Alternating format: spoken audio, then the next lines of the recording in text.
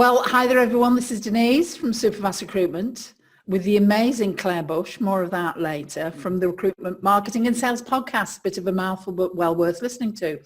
I am absolutely thrilled to finally get Claire from Ambush Marketing here to talk about personal branding. We've tried to get this together, haven't we, for a while, because it's a really huge and critical topic at the moment, I think, for nearly every business owner out there on the planet, particularly I think in the recruitment sector, Claire, because of what's going on in the market. There's such growth. I've got a whole shed load of questions here to ask Claire, so she's well briefed in what we need to know about. So I'm going to go through those, but Claire has gratefully agreed to run through one of her keynote presentations for us today. So some of you may be watching this on YouTube, and some of you, so if you want to see the slides for our podcast listeners, head over to the Superfast Recruitment channel on YouTube and see them there. And hopefully that'll be useful. So some of you will know Claire from Rec Expo. She was very embarrassed when I said she basically masterminds the whole event. I think from a speaker point of view, she does, and for delegates, she sort of makes everything run smoothly, which was pretty awesome. But another thing that Claire does is she works with a lot of tech startups. You know, she's worked with the likes of Bullhorn and various other people. But I think it would be easier if I just hand over to you first of all and let you chat through a little bit about Claire and a little bit about personal branding. And I'm sure that we'll get round to answering all these questions throughout this presentation, Claire. So I'm going to hand over to your good self. Thank you very much. And it's lovely to be here as well. So yes, thank you very much for inviting me. You're very welcome. So I suppose if I share my screen, you can see there I've got this one I prepared earlier. But yeah, personal branding has been, I suppose it's been a passion of mine for a very long time. And that's kind of because I quite like brands. I'm a bit addicted to brands, and I've always had this relationship with really gorgeous looking logos. You'll see there, this is a couple of logos that I've worked for. As you mentioned, Bullhorn. I've also been at Broadbean. I now represent about 6 different businesses, from recruitment technology startups through like Meet and Engage, through to brands that have been around for over 10 years, like Logic Melon. And I also work with a couple of recruitment agencies, again, that have been around a long time, but they're constantly investing in their branding, and they're constantly investing in their market proposition. And I suppose that's the real reason why we're talking, and I talk to them a lot about is their brand value proposition, and that's really where I get a love and passion around branding as well. So essentially, a bit more about me. I've got a gorgeous 10-year-old son. He's going to be 10 in a couple of days' time. I'm quite arty, so I love doodling, but also as well, this will probably remind people that marketing is actually about, you know, just colouring in.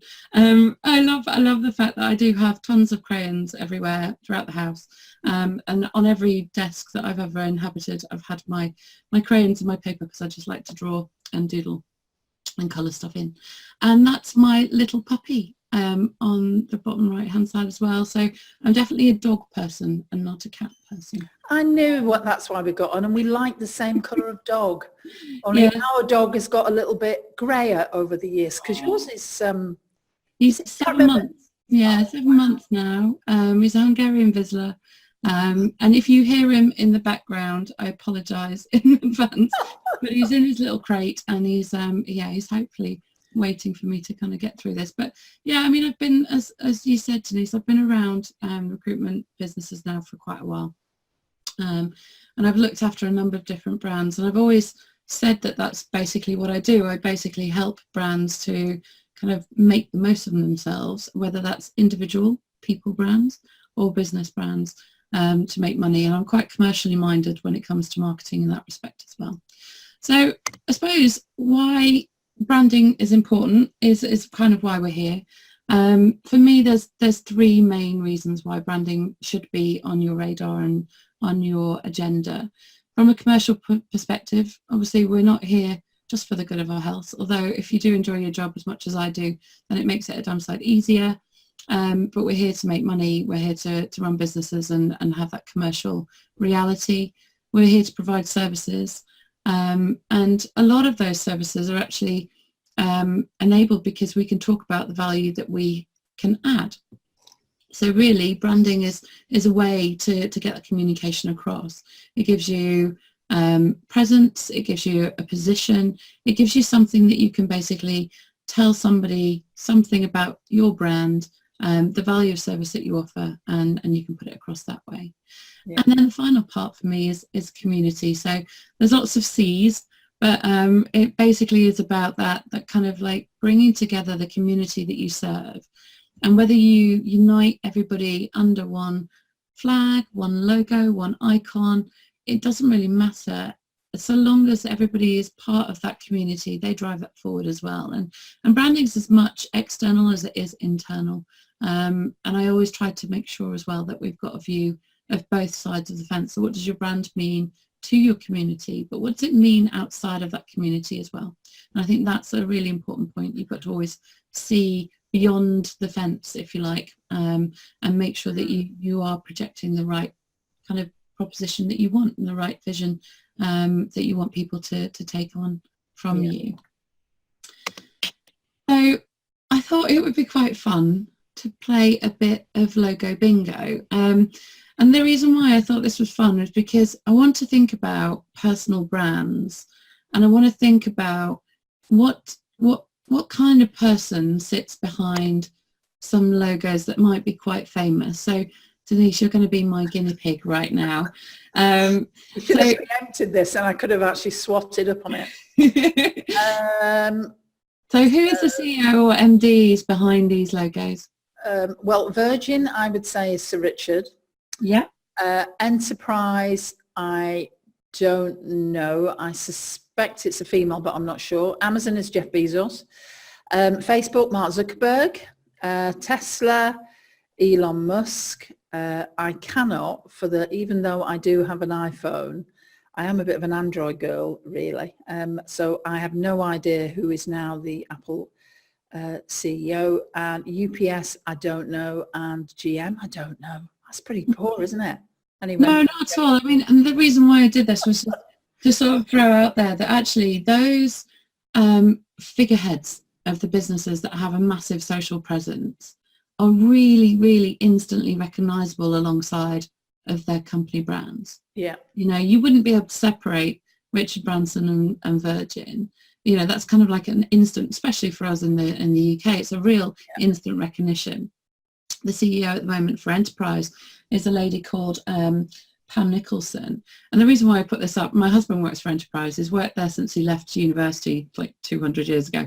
But he's been in that company for such a long time, and he's worked in lots of different departments. But what he really loves about that business is that he associates himself as an Enterprise employee through and through. And he's worked for lots of different bosses along the way, but what really gets him is the story behind the brand. And now that Pam's in charge as well, he's got a real affinity for her vision. And she's relatively new. I said probably in the last couple of years, well, newer than Paul is, I suppose.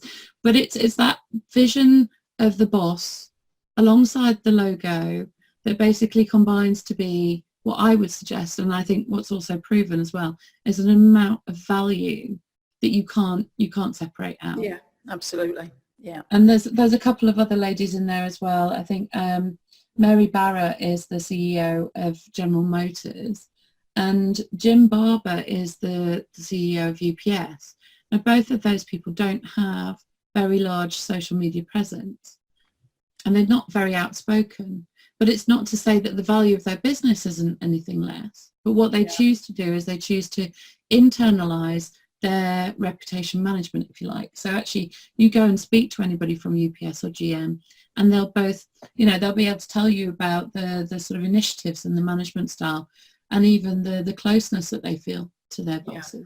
So again, it's not necessarily about actually wearing, big profiles and being out on social media all the time. It's actually about being considered, but knowing your audience.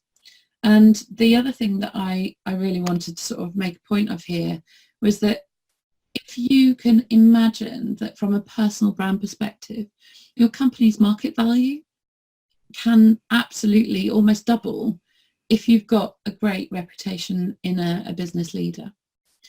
Now, I know there was one question that you kind of came up with before we came on air around co-ownership and partnerships and branding. Yeah, because it's interesting, like for Sharon and I, we own a business together, and we both have we're very different personalities. Yeah. And it's like how you make that brand. Like, I'm very known for the podcast. Sharon's known for presenting, and, you know, slightly different. But it's like, it's probably a little bit different for us because we can give one another some intense feedback sometimes. But, you know, imagine in an organisation where you've got two MDs, and one MD is like wanting to encourage the other fellow director to maybe step out a bit more or develop their brand. Any suggestions on that? What might not be the most comfortable conversation to have with somebody, and how it might work? Yeah, it's really interesting. I did an exercise with a really great company back in December around personal branding, and actually I used a SWOT analysis but slightly changed it up. So you put down all of your strengths and your weaknesses, but instead of opportunities and threats, I think I switched it round and put stuff that you liked and stuff that you really didn't like doing. And actually it's just a real sort of, you know, helicopter view of yourself. And then you get your business partner to do the same for you, and you do the same for them. So you put their strengths down and what you consider their weaknesses, or areas that they're not so great in. Yeah, weaknesses is a really kind of a derogatory term, but it's not meant to be. It's like literally saying, you know what, you're really great at this, but actually that stuff is just not your strength. So let's not go there. And what you find is actually you both then got common ground.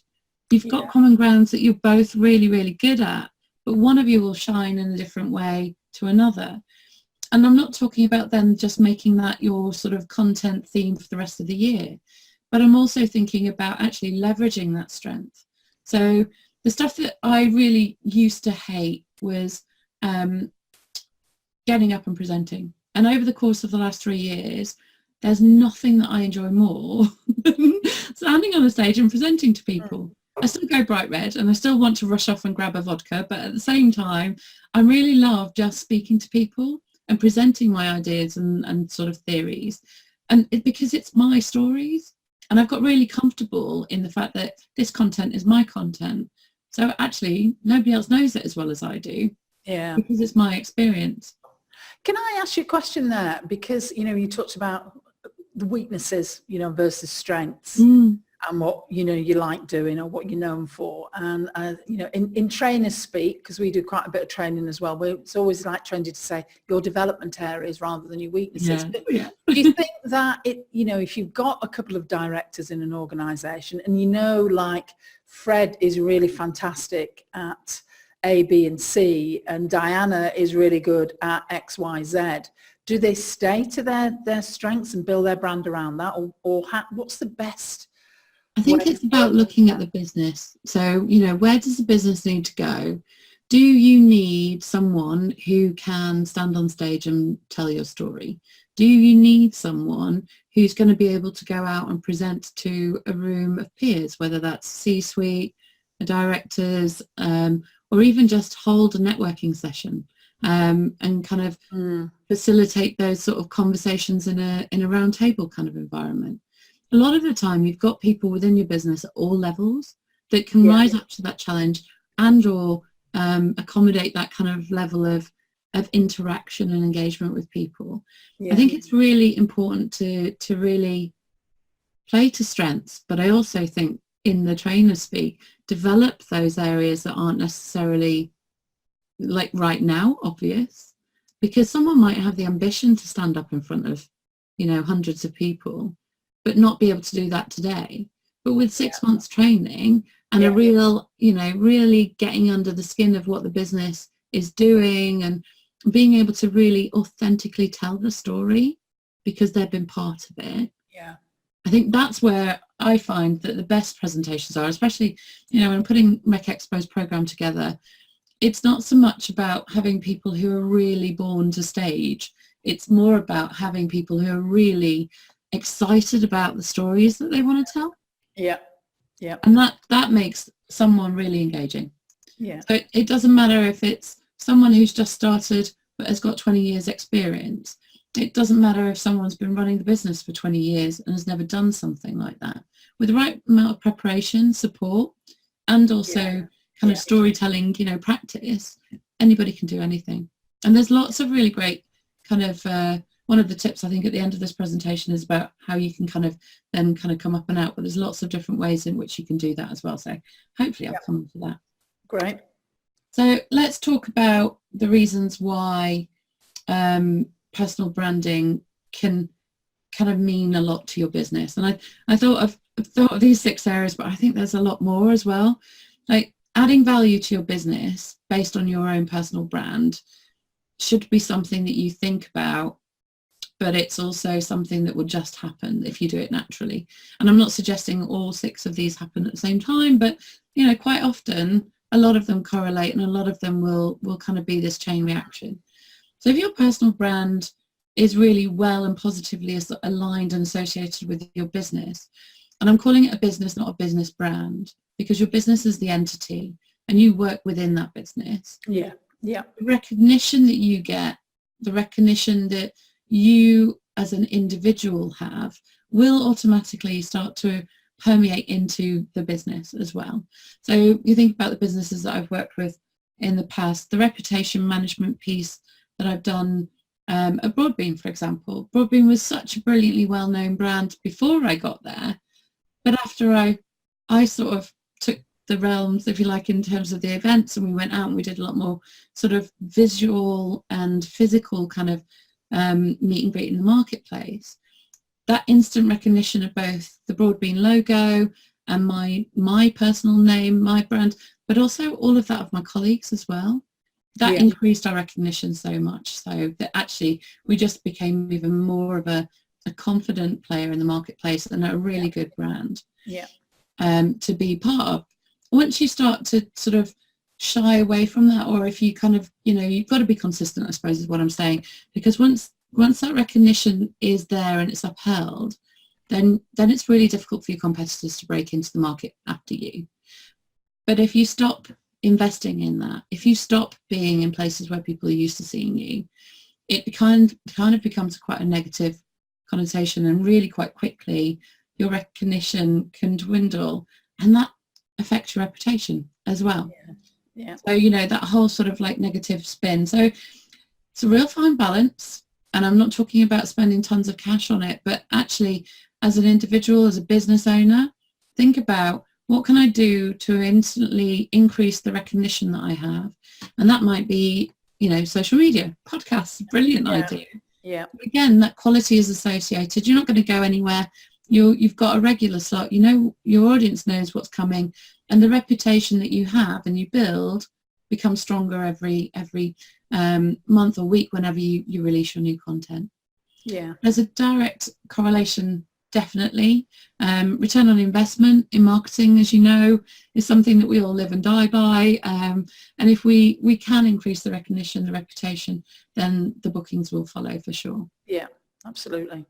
But also as well, there's knock-on effects that are kind of, I suppose, secondary, but actually still as important. So things like collaboration, knowing that I've got a really great brand that I'm working with means that I can actually really go after additional collaborations and partnerships. So I don't feel embarrassed or, held back by going to other companies and saying, look, I'm doing this with so-and-so. It would be great if you want to come and, talk to us about integrating, or if you want to talk to us about how we could possibly work together on an event, or what kind of content can we bring together. Yeah. Because again, that collaboration comes easy because there's trust there. It's the reputation. It's the recognition of the brand. Yeah. That expertise, again, direct kind of expertise, becomes a thought leader. This is really important, I suppose, to the recruitment leaders out there, because presumably they've been doing their job for a while.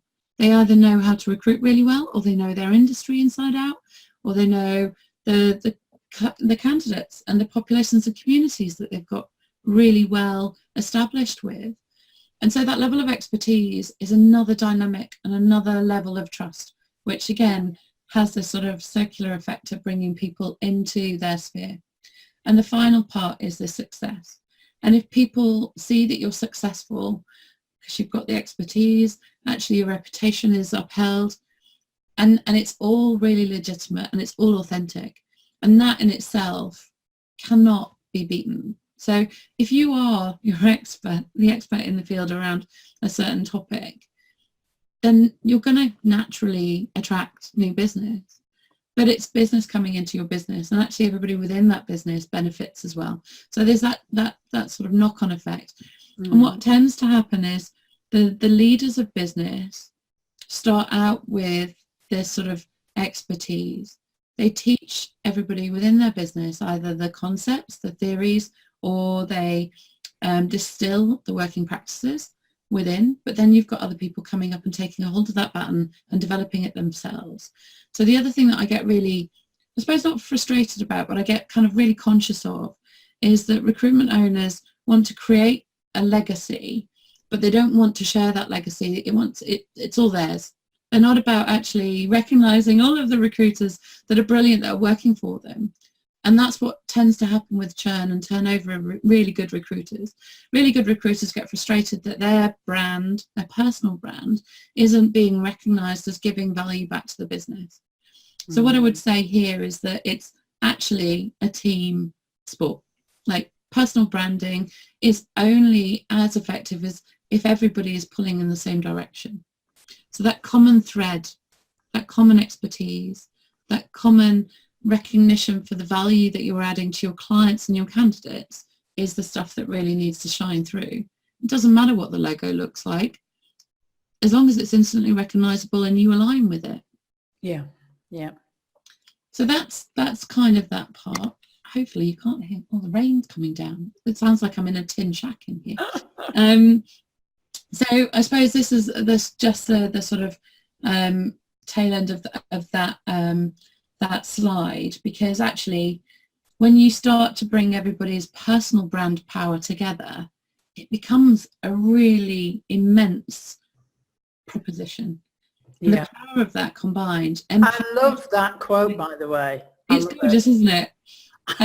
But yeah, I kind of get carried away with the excitement of the fact that anything is possible, so long as you're all plugging in to a common goal. So, the business leaders that I work with, I'm like constantly going back to, well, what's your business objective? If it is to make 10 million by the time you're 40, that's amazing. How are you going to do that? You can't possibly do that on your own. Yeah. So let's figure out what everybody can bring, and then let's figure out how you can make everybody motivated to do that too. And a lot of that is down to giving back and giving in, kind of motivating and kind of bringing people possible. But there's also, as well, as an individual, a lot of ways in which you can heighten your own brand visibility. And this is just a couple of ways. So Google whacking. Have you done that lately? Searching for yourself on Google and really understanding if you do this in incognito, by the way, it's a much better visibility in terms of what the truth, the social truth out there. If you don't turn off incognito, you get basically yourself, looking at yourself over time. It just basically shows. But what you want to be doing is really looking at what is that persona that's being projected, that's actually out of your control, because we all interact online, day in, day out. We've got tweets, we've got Facebook, we've got LinkedIn, we've got all these different channels that are creating the social impression of ourselves or digital impression of ourselves. And so what you need to think about there is how can I positively affect my online presence? And just, I wouldn't say check in weekly, because nothing changes much weekly, but keep an eye on it. Quarter by quarter, you can see a difference. The other things that I would recommend are things like presenting. So we talked about this, but getting up on stage is something that I kind of forced myself to do when I was back at Broadbean, and I really found a passion for it, even though some days it was more difficult than others. But being able to stand up and talk in front of people is not something that everybody wants to do or even loves doing. But if you can try to do it, and just figure out, where it really kind of matters for you to have a voice. And if you can't present on stage, but you can do a podcast, you don't want to be seen, but you can basically talk to camera, then that's fine. What about blogging? Again, another really great way of getting your voice out, but without actually being on video or audio. So writing articles as well, getting yourself published. You don't need to have hundreds of pounds being placed in PR and content and reputation management stuff in order to get your articles published. You go to places like Global Recruiter, you go to the Recruiter, you go to Recruitment International. There's so many different trade press that I would recommend for recruiters to start telling their stories. And these are stories around innovation, real innovation, stuff around real candidate engagement and experience, stuff where they've had letters in or they've had flowers delivered, experiences that can be retold and add value to other communities or other parts of their communities. And I think sometimes it's very easy to say, yeah, but everybody does that, so is it really newsworthy? And often we talk to our clients and say, well, actually it is, because no, not everyone does that. No, so and you don't want to be, you don't want to be talking about the, opening of an envelope and all that sort of stuff. But in yourself, if you feel embarrassed by what you're saying, then it's probably not article material. But if you've had a new client that actually you've worked around a brand new, different proposition for them, or you've developed for the first time a contracts desk where you were only ever permanent before, but actually you're now helping 2 or 3 different clients and a community of specialist candidates, then that is something different and new, because what it's doing is actually showing the rest of your audience that you are able to adapt and you are able to be spontaneous or more flexible in your approach to solutions and service delivery. And that's newsworthy. Yeah. And again, the applying for awards and things. And I know a lot of my previous bosses would just be like, oh, not another awards submission. And to be fair, I don't think I've ever really delivered an award submission, because everybody was like, oh, no, I don't want to be doing that. Just looks a bit vain, it's vanity. But actually, the recognition of the work that goes into the projects, and if they are, like I say, full-on projects where you've delivered something of note, that's of worth, that's affected your end clients or candidates, and they can sort of vouch for you and say, actually, yeah, this was really, really amazing, then go for it.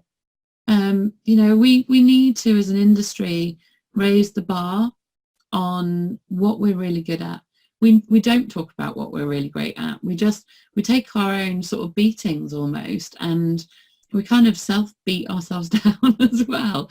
Whereas actually, I think talking about the way that we are adapting and the speed in which the industry is adapting is great, compared to like 5-10 years ago, when I was amazed. I came out of the legal profession, and I know that was really slow to adapt to marketing, but recruitment's never been slow to adapt to marketing, but it has been slow to adapt to the use of technology and things like video and audio and stuff like that. These should be options for you to use time and time again, which kind of brings me on to the interview side of things. What's to stop you sticking a Zoom call on with a client and interviewing them over a Zoom call? You don't need to physically take a camera crew into someone's office nowadays, although there are brilliant companies out there that do loads and loads of great stuff with video. But it can be as cheap and cheerful as literally having a Zoom connection, videoing it, and then sticking a couple of logos on, and topping and tailing that. It doesn't need to cost the earth, but it's a different way of putting your stories out there. And then the final part is the social media piece. And I know we've probably talked about it to death, but it's another channel. And it's a really nice light touch, and it's where you should start if you're nervous about having people have an opinion for themselves in your business. I think back to like maybe 15 years ago, and I was working for an agency, and I suppose Twitter had just started, and collectively the board had decided that we would only have marketing with outside external access to Twitter and Facebook. So none of the recruiters had access to Twitter, and it was just like, well, actually the grads that we were taking on and onboarding as new recruits were so used to conversing over Twitter and Facebook that actually it was like them being instantly handicapped. And I remember there was one recruiter who did all of her recruiting for a very specialist technical role on her knee with her phone, basically her phone under the desk. And she was just tweeting away to her community, and she was filling all of her jobs, but there was no paper trail. And she finally got caught out because there was no paper trail on the CRM. So she had to basically double admin all of this connection and content, and had to come clean and say, look, I'm filling my jobs because I'm part of Twitter, and this is my group, and these are my followers, and that's what I do. And then it was a case of, well, Claire, you've got to go and write a policy for, for social media. And actually, we just get on with it now. It's second nature. Yeah. And so, yeah, that's kind of the truth around personal branding. I wrote this presentation with the view that actually it was the business leaders in mind. But if you're not yet the boss, then I thought these are really important steps. And if you are the boss, then start here as well, because actually, as soon as you get used to it, and as soon as you start to really apply these principles, the quicker and the more value your team will be able to add to your business as well.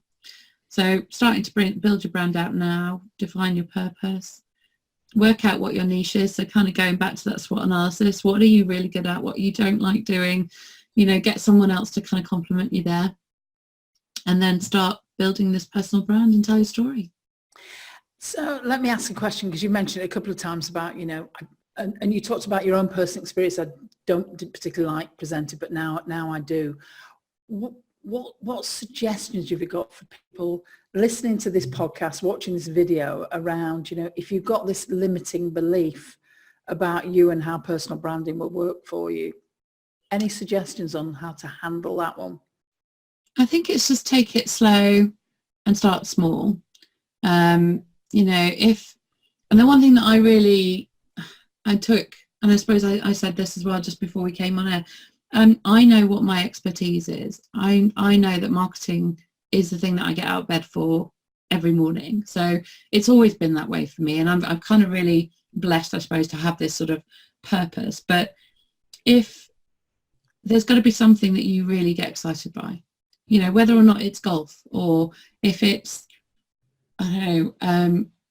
climbing walls like this at weekends, whatever your passion is, start there, because it's so much easier for you to believe in the expertise that you have than to try and go and learn something new. So if you have been a recruiter for 20 years and you've been really successful at it because you're still a recruiter and you've run your own business and now you've got employees and they're all there, then obviously one of your really good strengths is running a recruitment business. So then maybe start a conversation around, well, what are the lessons that you've learned, and can you share those with other people? I think one of the conversations, I did a Rec Expo Spotlight today with a couple of guests, and we were talking about personal branding and sort of the sort of recruiter lessons as well.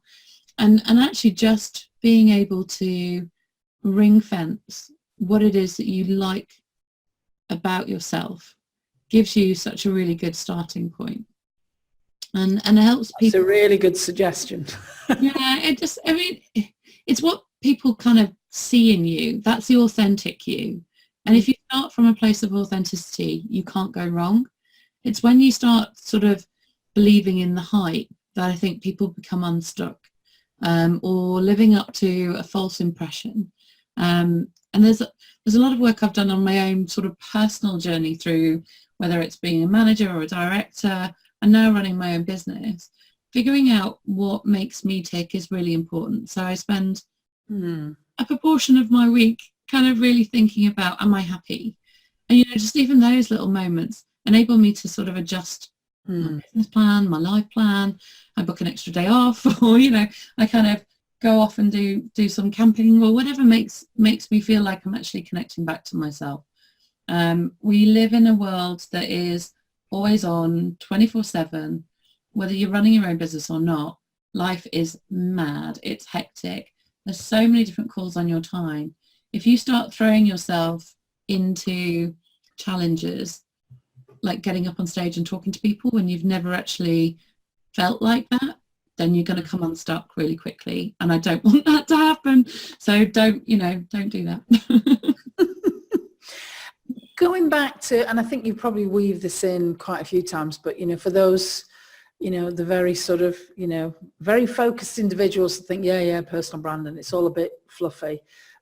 How does it really relate to marketing? And, if I go ahead and I start creating this personal brand, what are the results that I'm going to get?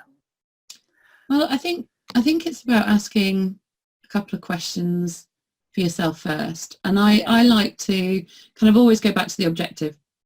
It's kind of what we do in marketing strategies. It's what we do when we're looking at business.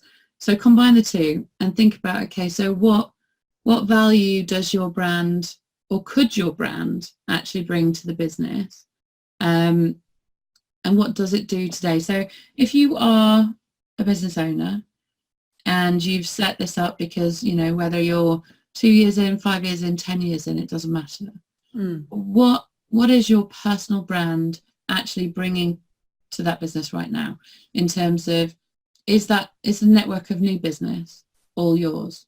Or have you taught the methodologies or the concept around the industry to your employees? Have your employees taught you some things? Have you picked up anything that actually you're like, oh, that's exciting, I can kind of get on with and do that? And then think about what else can you do to accelerate that value. So is it taking yourself off and doing, so Bill Bowman is a really great friend of mine, but also a really great mentor. And he turned around and said to me the other week that I should actually do a stand-up comedian workshop. To become, not to become a stand-up comic, I'll hasten to add, but in terms of what that does from a workshop perspective, is it just breaks you out of your comfort zone. And it gets you to be really, really good at telling stories. And I'm like, do I really want to do that?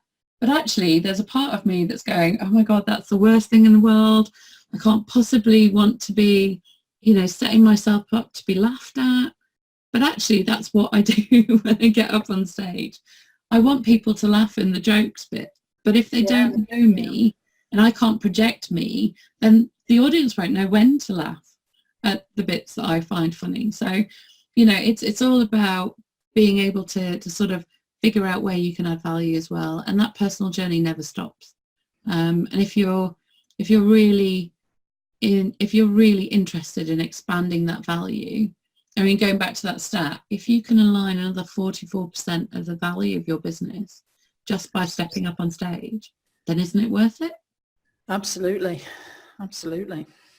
So we've asked you a lot of questions, and you have really delivered in this presentation, particularly like that slide where you talked about reputation and how that will add value and success. I think it really sort of summarises everything there, Claire. But is there anything else I haven't asked you that you'd like to talk about today that you think might just add value for the audience as well? Well, I can do a shameless plug for Recruitment Agency Expo if you'll let me. Absolutely, because we're going to be there, so of course you can do that. I can't wait. We've got Recruitment Agency Expo, so that's taking place in Birmingham at the NEC on the 2nd and 3rd of October, and also in London Olympia in February, and that's the 4th and 5th of February, I think.